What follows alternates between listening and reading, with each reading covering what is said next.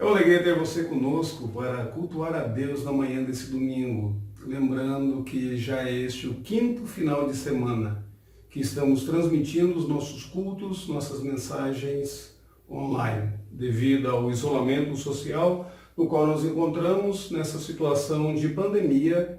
Nós estamos transmitindo os nossos cultos para você. Que bom que você ligou o seu celular, seu computador e sintonizou o nosso canal para cultuarmos ao Senhor Deus nesse dia. E esse dia é especial. Eu gostaria de cumprimentá-lo nesta manhã com aquela mesma saudação que os cristãos primitivos faziam uns aos outros no domingo de Páscoa. Eles diziam: Aleluia, o Senhor ressuscitou. O Senhor Jesus Cristo é vivo, intercede por nós agora, junto ao trono de Deus. O Senhor ressuscitou. Eu gostaria de convidá-lo para ouvir uma música cantada por uma das famílias da nossa igreja. Ouça a mensagem desse cântico neste momento.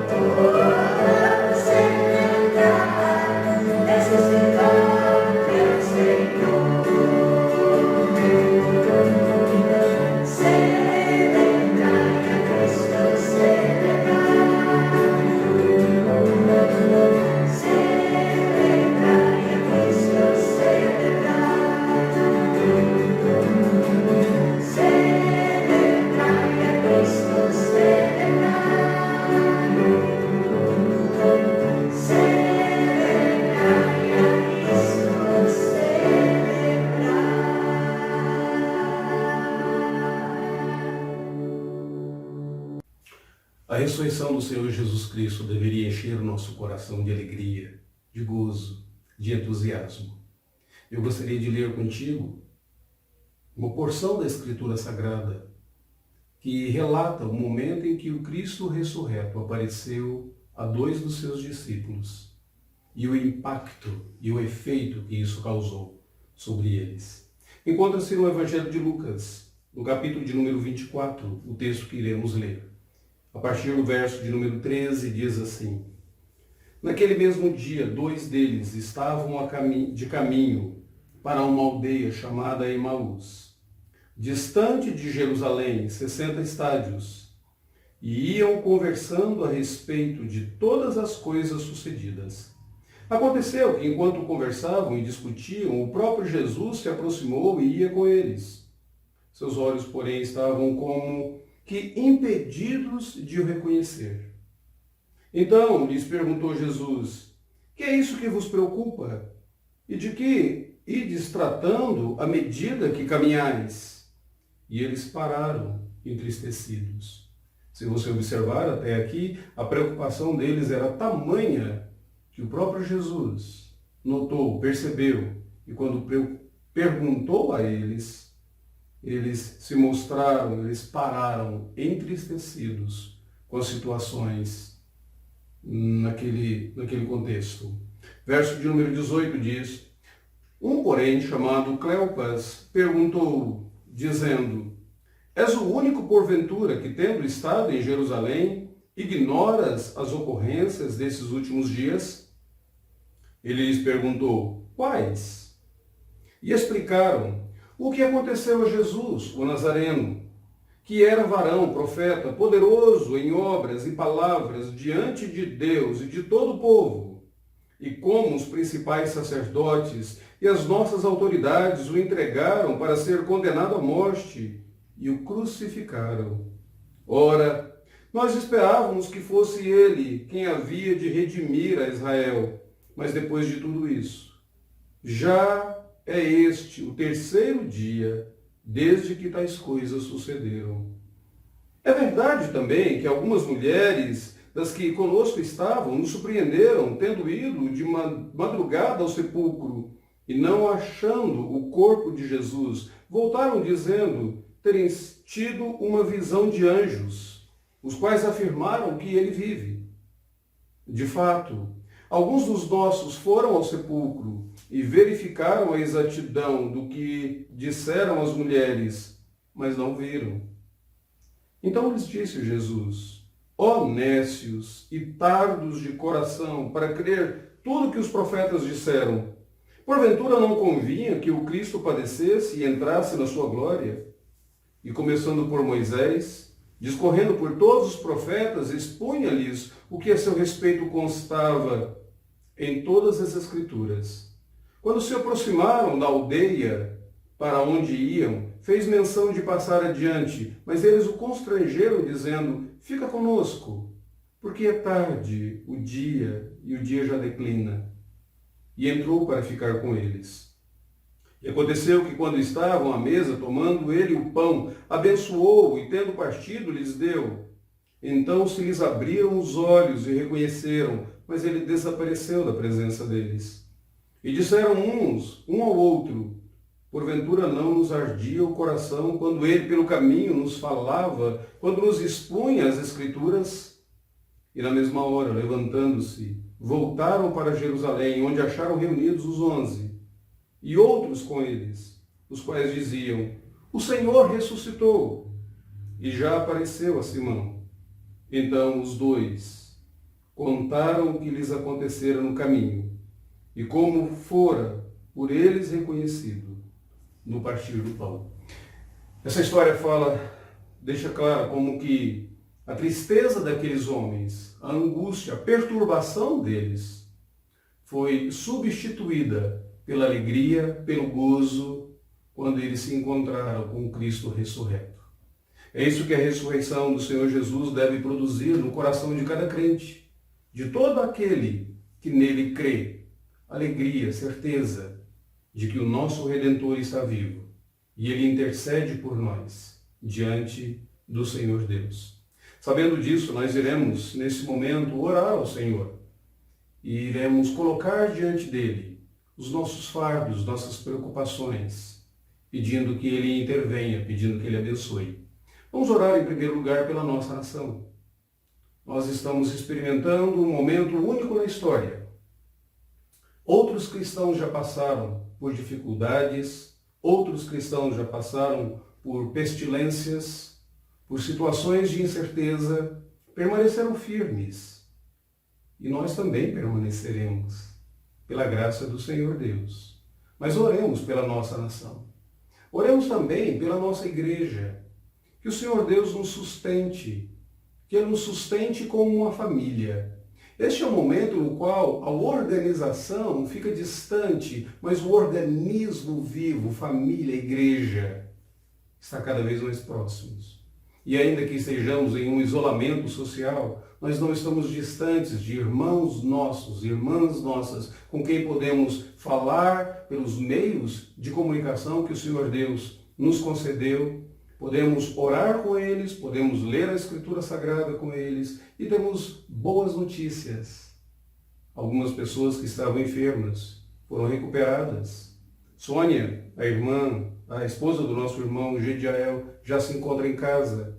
O casal, com alegria, experimenta a graça e a bondade do Senhor Deus na vida deles. Nós temos tido alguns dos nossos irmãos e irmãs que se encontram no grupo de risco nessa pandemia na qual estamos vivendo, mas eles permanecem firmes, alegres, contentes, esperançosos no Senhor Deus. Continuemos orando por eles, mas também continuemos compartilhando da alegria deles pelo fato de eles serem cuidados pelo Senhor nosso Deus. Oremos pelas famílias da nossa igreja. Esse tem sido um momento de um convívio maior. Convívio maior é uma oportunidade não apenas para tensões, discussões, brigas, mas oportunidade também para conversarmos melhor, para estudarmos juntos a palavra de Deus, para crescermos em áreas que normalmente nós não crescemos. Até quando nós temos uma discussãozinha, essa discussão revela áreas na nossa vida nas quais nós precisamos crescer e nos parecer mais com o nosso Redentor. Oremos principalmente por inúmeras pessoas ao nosso redor que estão perdendo empregos, estão inseguras, com medo do amanhã. Algumas pessoas sem muitas condições de trazer o pão de cada dia para casa. Oremos por elas. Supliquemos que Deus as abençoe. Eu tenho tido, a oportunidade de conversar com algumas dessas pessoas. O coração dói, mas ao mesmo tempo eu fico admirado em ver e perceber tamanha persistência. Oremos por eles e sempre que pudermos, vamos fazer o bem, como a Escritura Sagrada nos diz. Vamos orar neste momento.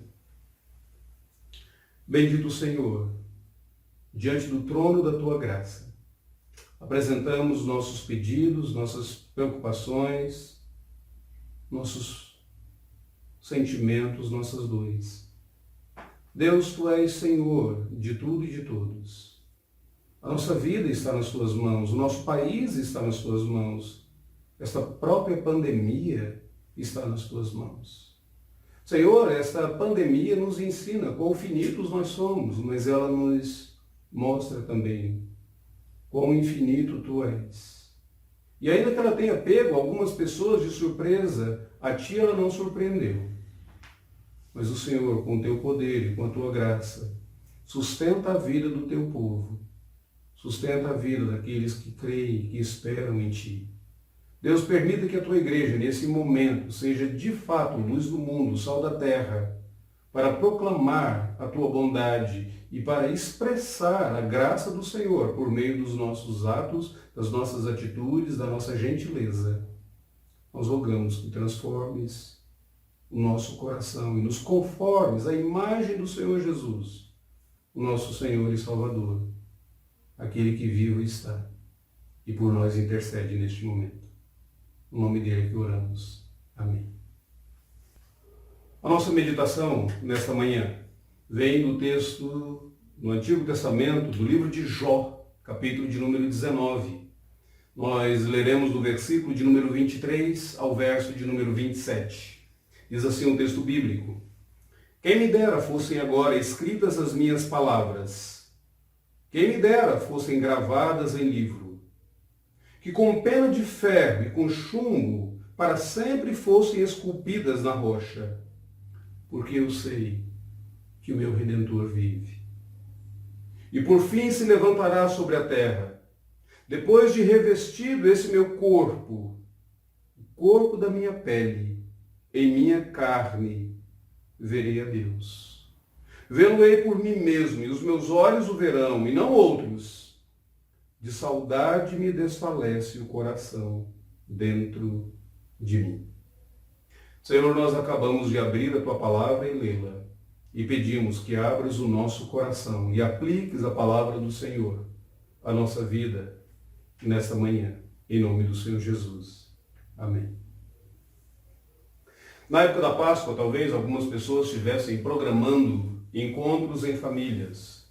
Aquele almoço saboroso no qual nós reunimos nossos familiares, conversamos, rimos um pouquinho, contamos um pouco de piadas e temos um bom tempo. Outras pessoas estavam programando, talvez, participar daquele culto comunitário, chegando bem cedinho na igreja. Um momento para a ceia do Senhor, um momento para ouvir um coral, ouvir um cântico especial, tomar um café da manhã comunitário, cultuar a Deus, logo de manhãzinha. Mas todos nós fomos surpreendidos por um isolamento. E essa será uma Páscoa diferente para todos nós. Uma Páscoa na qual, ao invés de reunirmos com familiares e amigos, temos que ficar sozinhos na nossa casa.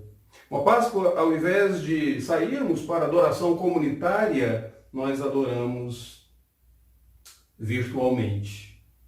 Mas é interessante observar que alguém que viveu um contexto tanto quanto semelhante àquele que nós estamos vivendo, em determinado momento, dirigiu essas palavras e professou essa fé no Redentor vivo, quando no verso de número 25, Jó disse: eu sei que o meu Redentor vive, e por fim ele se levantará sobre a terra. Eu disse que ele viveu uma situação tanto quanto semelhante à nossa, porque Jó também estava isolado. Não isolado por uma determinação dos governantes civis, não isolado com medo de ser contaminado por alguma enfermidade, porque ele já estava enfermo. E aquela própria enfermidade fazia com que ele estivesse distante de muitas pessoas. Todos nós nos lembramos um pouquinho da história de Jó. Todos nós sabemos como ele perdeu as suas posses, perdeu a sua saúde, e como que ele se envolveu naquele debate um tanto quanto desgastante com os 3 amigos que ele possuía, no qual aqueles amigos estavam sempre acusando Jó, dizendo que Jó havia cometido alguma coisa errada. Jó se sentia isolado de fato. Nesse capítulo de número 19, no verso de número 17, ele diz o seguinte: o meu hálito é intolerável à minha mulher, e pelo mau cheiro eu sou repugnante aos filhos da minha mãe. Se você observar, então, aquele isolamento não era apenas um isolamento social, mas era também um isolamento conjugal, e era um isolamento fraternal, porque ele estava isolado dos seus irmãos. Naquele mesmo contexto, aquele homem de Deus que viveu no período do Antigo Testamento faz uma declaração surpreendente, memorável. Se você observa, no verso de número 25, ele diz: eu sei que o meu Redentor vive e por fim se levantará sobre a terra. Depois de revestido esse meu corpo da minha pele, em minha carne, verei a Deus, vê-lo-ei por mim mesmo. Por que aquela declaração de Jó era surpreendente? Em primeiro lugar, se você observar, qual foi o contexto histórico no qual ele viveu. Nós não sabemos ao certo, na época em que Jó viveu, porque vários comentaristas têm uma grande dificuldade em datar o período da vida de Jó. Mas lá no capítulo de número 1 do livro de Jó, no versículo de número 1, diz que ele era um homem da terra de Uz. O que é interessante é que esta cidade, Uz, será mencionada no livro de Gênesis, capítulo de número 10, antes mesmo de Abraão existir. ou um período contemporâneo ao período de Abraão. Então, de alguma maneira, se você pode imaginar que Jó fosse aquele homem que viveu numa época bem próxima ao período que Abraão viveu, contemporâneo de Abraão. Provavelmente alguém que viveu numa época sem qualquer registro da revelação, registro escrito da revelação de Deus. Moisés não existia naquela época, Moisés não havia escrito o livro de Gênesis ainda, Moisés não havia escrito o livro de Números, Deuteronômio e todas aquelas leis do Senhor Deus. Jó não teve acesso ao Novo Testamento. Ele não teve acesso a relatos sobre a ressurreição de Jesus. Ainda assim, verso de número 25, ele diz: eu sei que o meu Redentor vive. Aquela certeza, aquela convicção surpreendente, porque ele viveu numa época bem anterior à própria ressurreição. Era uma declaração surpreendente também, porque ela revelava uma profunda esperança em meio a uma verdadeira desgraça que aquele homem experimentava. Se você observar, ele havia perdido quase tudo. A Bíblia Sagrada diz que ele perdeu as suas posses. 1.000 ovelhas, 3.000 camelos, 500 juntas de bois. De um momento para o outro, ele perdeu tudo aquilo. De um momento para o outro, ele perdeu 7 filhos, sendo 4 filhos e 3 filhas. De um momento para outro, ele perdeu a sua posição de destaque na sociedade, era um dos principais na sua época, mas ele perde a sua posição de destaque, ele perde a sua saúde. A sua enfermidade era tão grave que ele pegava um caco de telhas e ele começava a limpar as feridas purulentas do seu corpo, porque já não conseguia coçar aquelas enfermidades, tumores malignos, que a Bíblia Sagrada diz que era desde a planta do pé ao alto da cabeça. Se você quiser ter uma ideia da situação de Jó, da desgraça que ele se encontrava, a Bíblia diz que quando os 3 amigos dele foram ter com ele, aqueles amigos o viram e eles não conseguiram falar nada. Durante 7 dias eles não conseguiram proferir palavra alguma. Mesmo assim, Jó faz essa declaração: eu sei que o meu Redentor vive. Uma declaração surpreendente. Uma declaração surpreendente porque também pode nos ensinar. É interessante como que o Espírito Santo utilizou aquele homem para falar essas palavras. Verso de número 23, ele diz assim: quem me dera agora fossem escritas as minhas palavras. Ele não sabia que aquelas palavras seriam de fato escritas e registradas na palavra de Deus, para que eu e você fôssemos edificados. A declaração daquele homem na angústia pode nos trazer lições preciosas para a nossa vida em momentos de tristeza, em momentos de aflições e de sofrimentos. Se você observar o livro de Jó, ele é composto de várias declarações. Na verdade, o que nós temos na maior parte desse livro é um diálogo entre os amigos, entre aspas, de Jó e o próprio Jó. Aqueles amigos de Jó estavam sempre tentando acusá-lo de ter cometido algum erro, de ter cometido algum pecado, de ter transgredido contra o Senhor Deus e por isso merecia todo aquele sofrimento.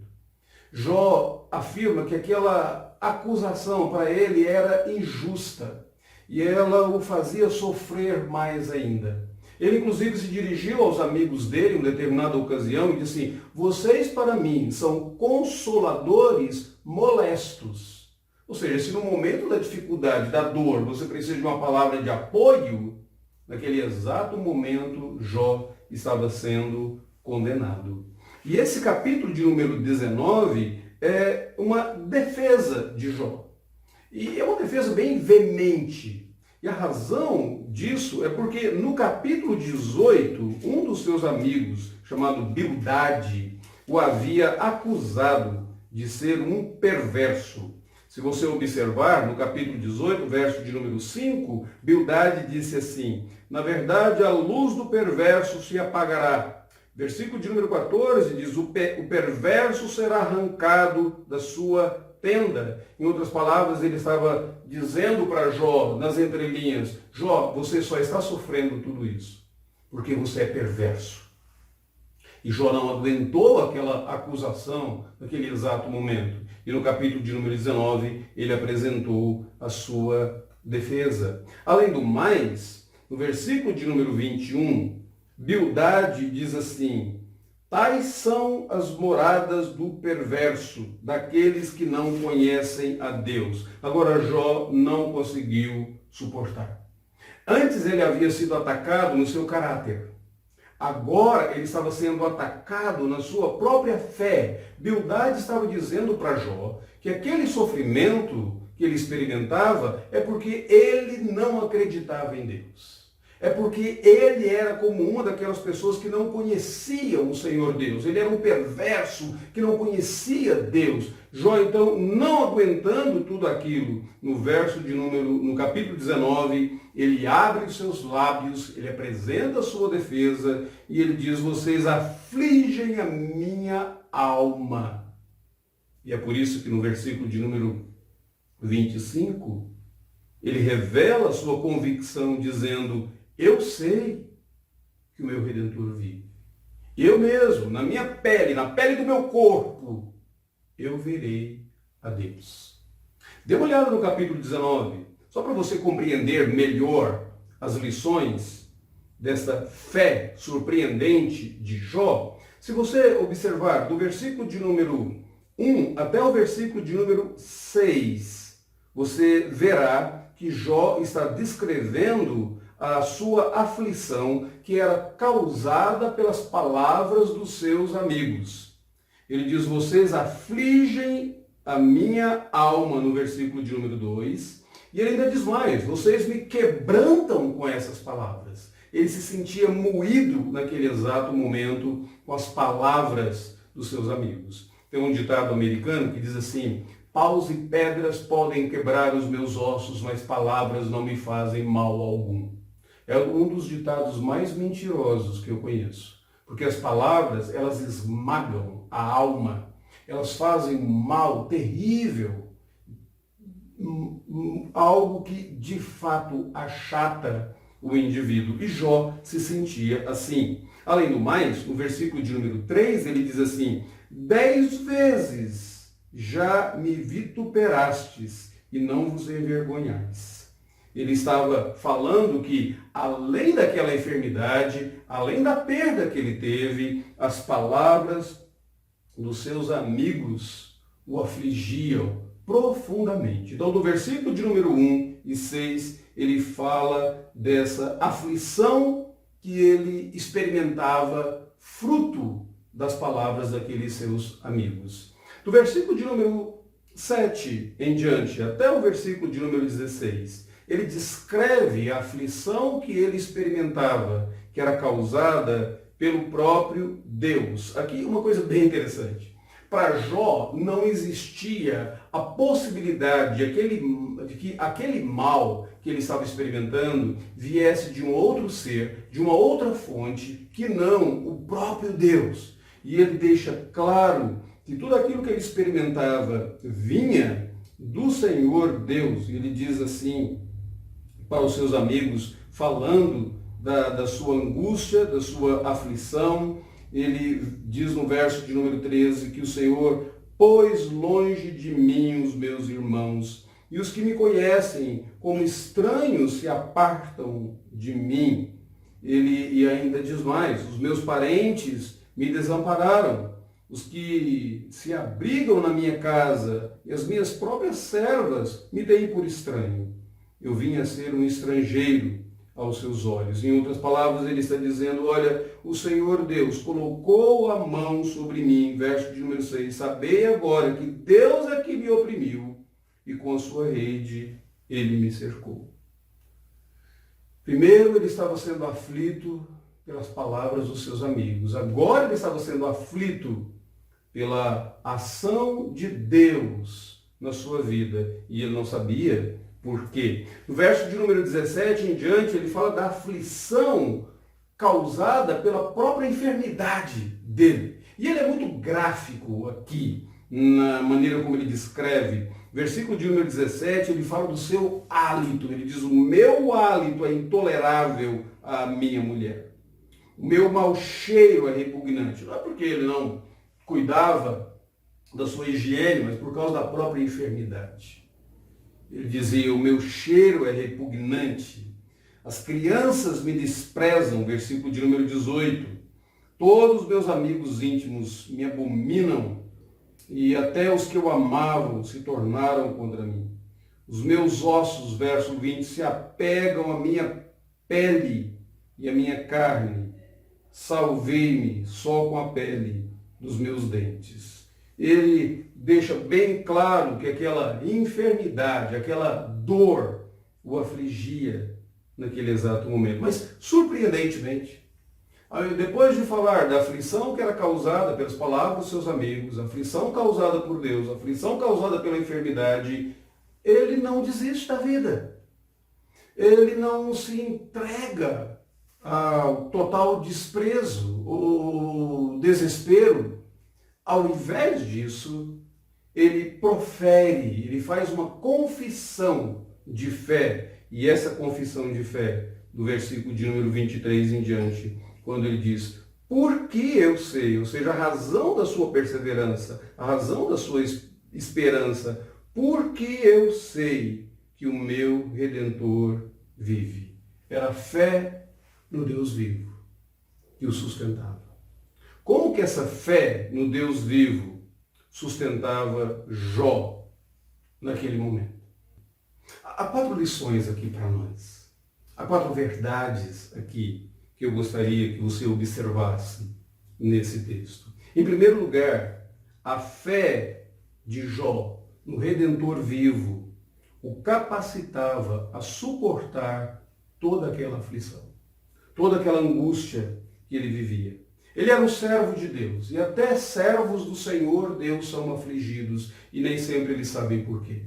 Versículo de número 2, ele deixa claro, a alma dele estava sendo afligida pelos seus amigos, mas depois ele também diz que o Senhor Deus o oprimia, lá no versículo de número 6. Verso de número 21, a mão de Deus me atingiu. Era um homem piedoso, e por ser piedoso não significava que ele não experimentaria sofrimentos e angústias nessa vida, mas em meio àquela angústia, em meio àquele sofrimento, a sua fé no Redentor vivo o capacitava a suportar aquela aflição.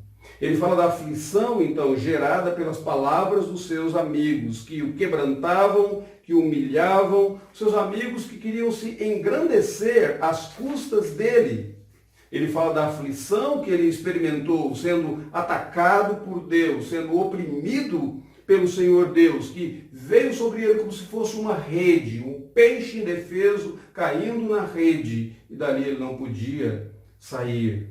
Ele fala como que ele foi desamparado por pessoas, no versículo de número 14, e aqui nós temos uma lista de pessoas. Ele fala de parentes e conhecidos, no verso de número 14. Ele fala das suas servas, das suas criadas, no versículo de número 15. Ele fala que ele tinha que suplicar a um trabalhador da sua casa, e esse trabalhador o tratava como um desconhecido. Ele fala da sua esposa, dos seus irmãos, o círculo mais íntimo, no qual ele se sentia totalmente desprezado, porque ele era repugnante para eles. Ele fala das crianças, ele fala dos seus amigos íntimos que o abominavam. Em meio àquela aflição, a sua fé no Redentor vivo o capacitava a suportar. Versículo de número 25 explica por que ele perseverava, por que ele suportou. Eu sei que o meu Redentor vive. Eu não sei se você já considerou a verdade que quando eu e você sofremos, quando as pessoas sofrem, elas se refugiam em Deus ou elas se afastam de Deus. Aquelas que se refugiam em Deus encontram o verdadeiro consolo para a sua dor, para a sua aflição, a fonte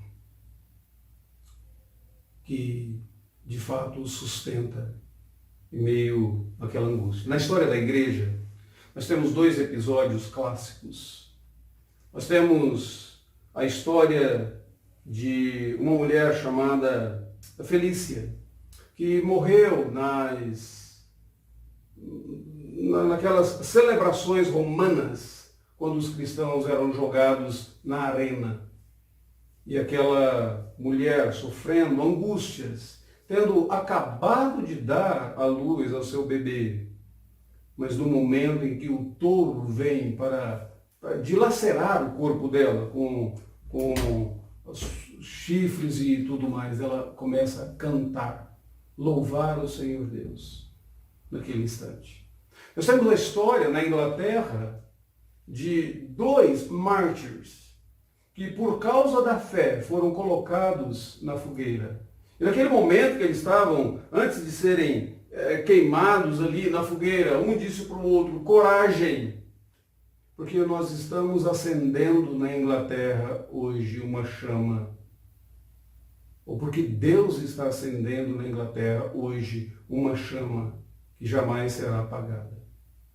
Poucos sabiam que através da morte daqueles mártires, de fato, o evangelho se propagaria naquela nação britânica.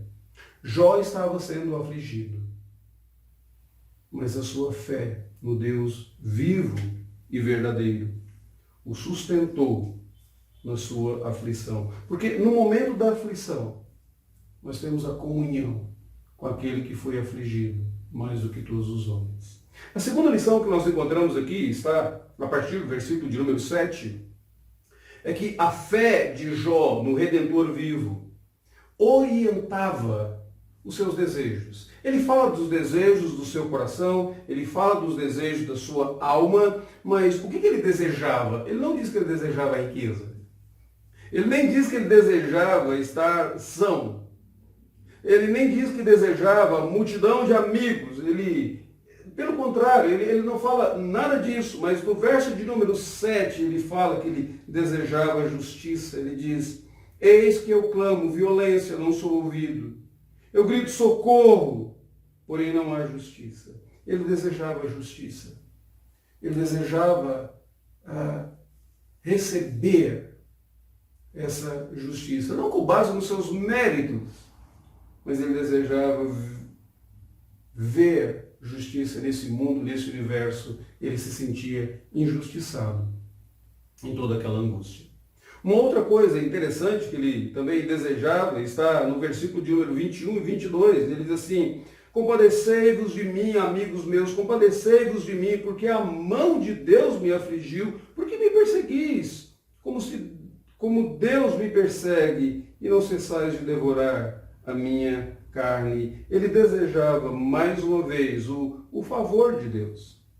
Ele não desejava simplesmente que seus amigos tivessem compaixão dele pela condição material que ele se encontrava, mas ele desejava a graça e a bondade de Deus novamente. Ele desejava ver o seu Redentor vivo. Eu sei que o meu Redentor vive, verso de número 25, e por fim se levantará sobre a terra, e eu, nesse meu corpo, na minha pele, eu verei a Deus. Interessante como que os desejos de Jó não eram desejos por questões ou coisas materiais.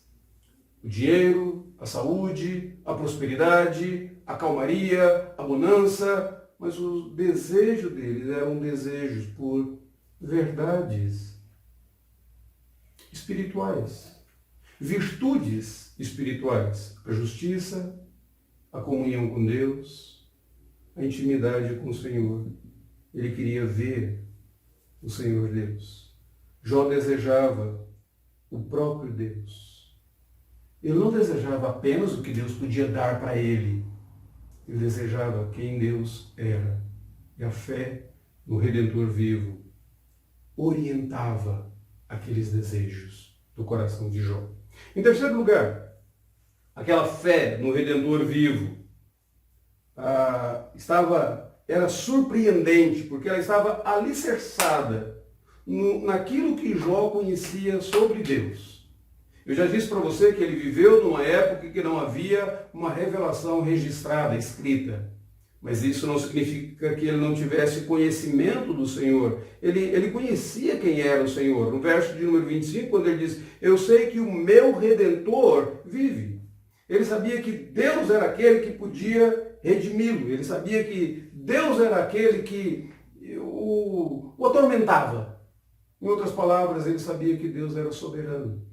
Que nada nesse universo poderia tocar na vida dele, senão com a permissão e com a graça do Senhor Deus. Como aquele nosso irmão Abraham Kuyper costumava dizer, não existe nenhum centímetro em todo esse universo no qual Deus soberano não possa colocar o dedo e dizer, é meu, me pertence. João Calvino costumava dizer que Deus nos destitui do apoio humano para que nós possamos vê-lo melhor. Até mesmo as aflições de Jó, ele olhava para aquelas aflições sob a ótica, sob a perspectiva da grandeza de Deus. Ele sabia que Deus era grande e por isso ele podia crer no Redentor vivo. Ele sabia que Deus era capaz de redimi-lo, ele chama ele de o seu Redentor. Essa palavra Redentor é muito interessante na Bíblia. No hebraico é Goel. Era aquele que poderia, de alguma forma, vir e resgatar a outra pessoa por um preço, pago por um preço. Como Boaz foi para Ruth, na história de Ruth, ou como existia na lei de Moisés o parente mais próximo que vinha em defesa de um parente aflito, que talvez por dificuldades financeiras havia perdido tudo, um parente mais próximo poderia vir, socorrê-lo, pagar a sua dívida ou comprar a sua propriedade e resgatá-lo da desgraça. Jó olhava para Deus dessa maneira. Deus é aquele que pode me resgatar. Deus é o meu Redentor. Eu sei que o meu Redentor vive. Era isso que ele sabia sobre Deus. Ele sabia que Deus era soberano, ele sabia que Deus era o Redentor, e ele podia crer nesse Senhor Deus. Aqui é um ponto muito interessante. Porque a Bíblia Sagrada diz que o povo que conhece o Senhor será forte e ativo. A despeito da sua angústia, da sua aflição, Jó podia acreditar no Redentor vivo.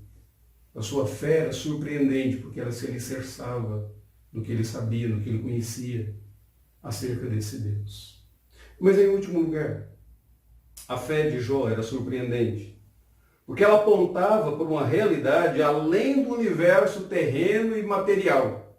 Ele não apenas diz, eu sei que o meu Redentor vive, como se aquilo fosse um desejo do seu coração, mas ele diz assim, depois de revestir desse meu corpo, da minha pele e minha carne, eu verei a Deus. Vê-lo-ei por mim mesmo. Os meus olhos o verão e não outros. De saudade me desfalece o coração dentro de mim. Esses versículos expressam a esperança que Jó tinha na sua própria ressurreição. Ele acreditava, de fato, que ainda que a sua saúde piorasse, ainda que a morte fosse certa nesse universo, em um determinado momento, ele estaria diante do Senhor, do Redentor vivo, no seu corpo, na sua pele. É interessante você observar como que esses crentes do Antigo Testamento, como Jó, continuavam crendo na ressurreição. É interessante você acreditar como que aquele homem contemporâneo de Jó, talvez Abraão, acreditou que ele poderia sacrificar Isaque e Deus seria poderoso para ressuscitar Isaque. E ele diz, eu e o jovem iremos lá adorar e depois nós voltaremos. Aqui Jó está confessando a sua convicção de que a morte não é um ponto final. Existe uma realidade eterna. Existe uma realidade eterna com Deus, para aqueles que creem em Deus. Existe uma realidade eterna sem Deus, para aqueles que rejeitam Deus nessa vida. Jó estava seguro de que ele compareceria diante do Senhor Deus na sua carne. Essa é uma confissão daquela fé surpreendente que apontava para uma realidade além desse universo terreno, uma realidade além dessa vida. A fé de Jó era surpreendente, porque era uma fé no Redentor vivo. O que é interessante você lembrar é que aquela mesma fé surpreendente foi desprovida de alguns privilégios que hoje eu e você temos. Jó não tinha os registros da Escritura. Nós temos a Bíblia escrita, os relatos escritos, a história do Senhor Jesus escrita. Jó não tinha o testemunho dos apóstolos que andaram com o Senhor Jesus, que o viram ressurreto, que comeram com ele depois da ressurreição, aqueles para quem ele apareceu depois da sua ressurreição. Ainda assim ele cria no Redentor vivo. Jó não possuía os ensinamentos dos cristãos confirmados na vida diária. Ele não conhecia a história da igreja. Jó não possuía inúmeras pregações e cânticos que nós podemos ter acesso a elas, mesmo isolados pela mídia social, pela internet, dos hinos, dos livros que nós temos em casa e os hinários que nós cantamos. Ele não tinha nada daquilo.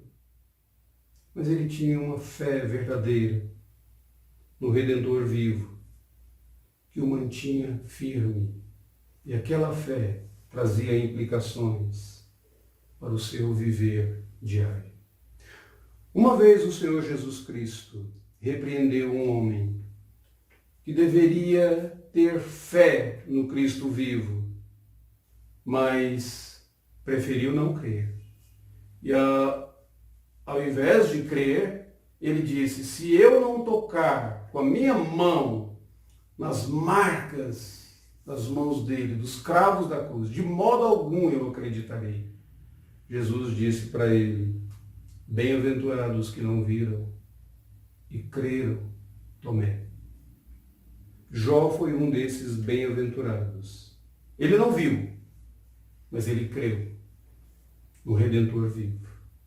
Eu e você não vimos, mas nós somos mais privilegiados do que Jó, porque já recebemos os testemunhos que ele não teve. E nós podemos crer e ter uma fé verdadeira e firme.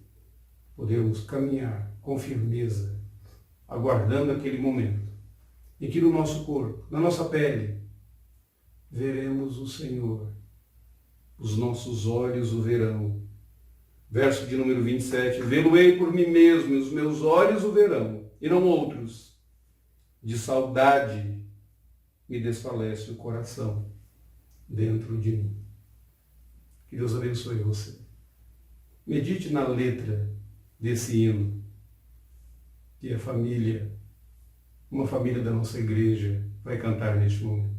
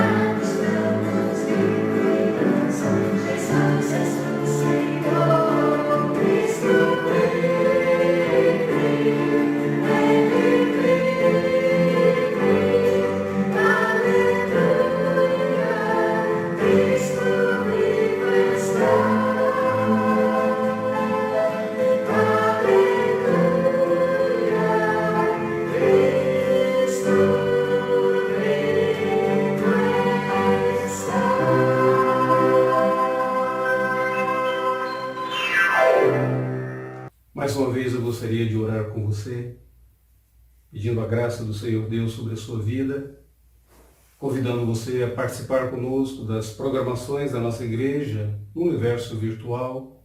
Nós temos os nossos GELs que se reúnem periodicamente, todas as quartas, todas as quintas. Entre em contato conosco, nos mande uma mensagem, procure saber qual grupo você pode, de qual grupo você pode participar. Temos um GEL na Zona Leste, na Zona Sul, na Zona Norte. Procure saber qual deles você pode participar. Se você precisar do auxílio de alguns dos pastores, presbíteros, diáconos da igreja, por favor, entre em contato conosco. Nós gostaríamos muito de ajudá-lo neste momento. Todos os domingos temos solicitado algumas famílias da nossa igreja que gravem um vídeo e enviem um cântico para nós. E colocamos nessa liturgia do culto, para que você relembre da nossa igreja, como ela é alegre, vibrante, celebrando sempre o nome do nosso Senhor.